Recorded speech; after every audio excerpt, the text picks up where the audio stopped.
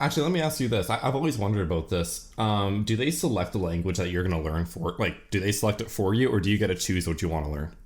So you have to take a second test. So you take your ASVAB to get into the Army. Yeah. And then if you pick an MOS, which is military occupational specialty, Mm-hmm. which is your job, that requires language school, you have to go on and take a second test. It's I can't remember what the acronym is. It's been a long time. The Defense Battery. I can't remember. You can Okay. look it up. Yeah. Anyway, you pick, and basically I think it's a 2 hour test, and it's a made up language, and they teach you like sentence structure, and then you get tested on sentence structure, and they test you on tense, and then you get tested on tense. And depending on how you score, at least back then, is how they would kind of like divert you into specific languages.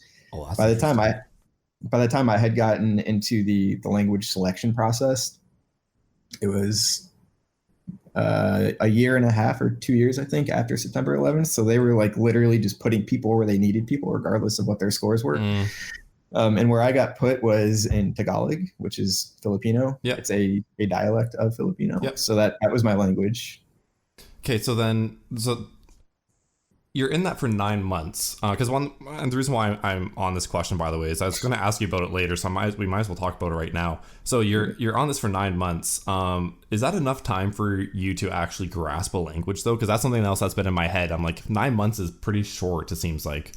It would seem like it's short. It's not. So Oh, when you're interesting. in language school, you are in language school, and when you're in the military for language school, like you eat, breathe, sleep, do everything language school. Really? So the way it works out is for the first half of the class, like the first 4.5 months, Yeah. you're on a night schedule. So we were going to night class. I think it ended at 9:30 or 10.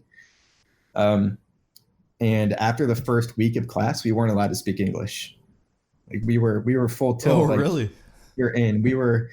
They would give. I remember. So they would issue us our books right Yeah. ahead of the class, and they gave us like this palette of like flashcards. And I Mm. was thinking, no, I've been to school before. We're never going to use those.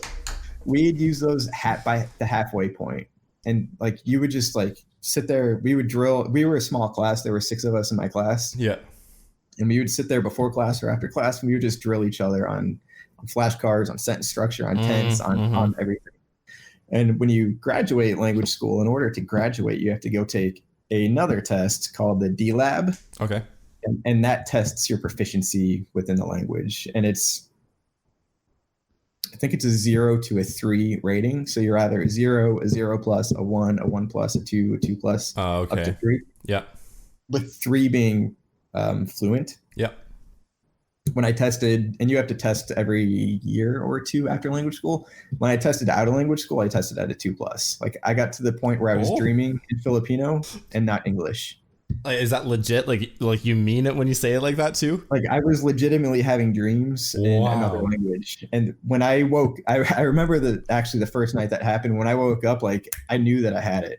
Interesting. 'Cause, okay, I took German when I was in. I think I told you about this before, but just kind of give you a little bit more context. I was in. I was homeschooled from grades 7 to 12. So during that time, I was able to learn German, but I mean, it was not nearly like that. It was more. Yeah. I think it was once a week on Thursday nights for 3 hours though, Okay. and it was all like you can earn credits through it and everything like that. But Mm-hmm. it was I remember that happening to me too. It wasn't a full dream in German, but it was. Oh, what happened?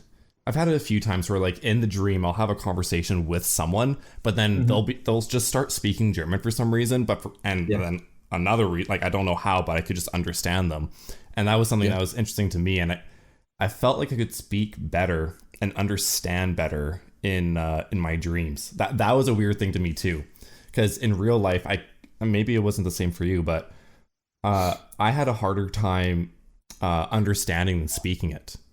Okay. And most people I found it was the opposite. But in my dreams, that's why I liked it, because in my dream I was able to do both and whatever. So Yeah. it's interesting that you had that same thing. Okay, so what happens if you don't graduate from language school? So at the halfway point, you're put through like an initial test, like an assessment by your instructor, and if you're not doing well, they either recycle you, so they put you back to the beginning of the incoming class, or Okay. they change your language to something easier. So we had one guy.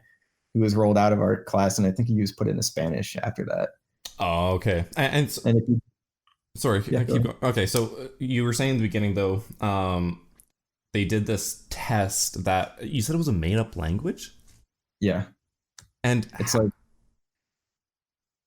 I have no idea. Like I don't remember the specifics. It's a made up language that the government concocted, and it's basically it teaches you teaches it's so it's a made up foreign language, yeah. but it's based on the English language. So it's all about like sentence structure and where nouns fall within relation to pronouns Oh, and things like that.